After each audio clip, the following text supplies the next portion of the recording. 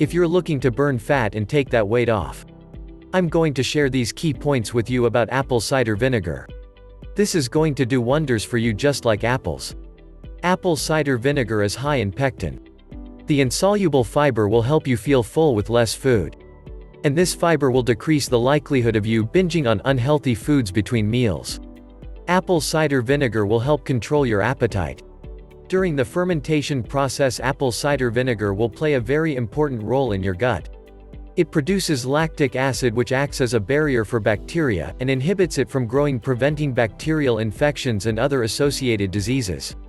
Apple cider vinegar will improve your cholesterol and triglyceride levels.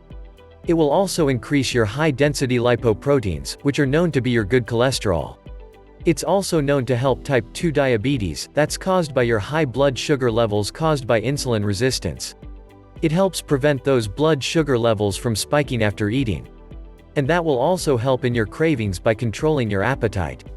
Apple cider vinegar is favorable to burning fat more effectively and suppressing fat stores.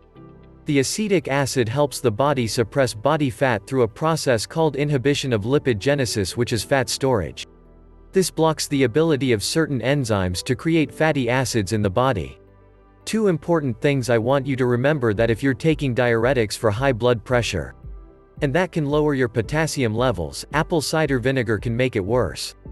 As well as taking insulin for your diabetes, make sure you speak to your doctor first.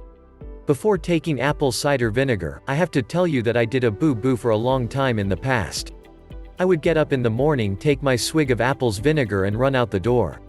Until I realized, I'm burning my enamel off my teeth, as well as my throat, esophagus and stomach. And that is a no-no.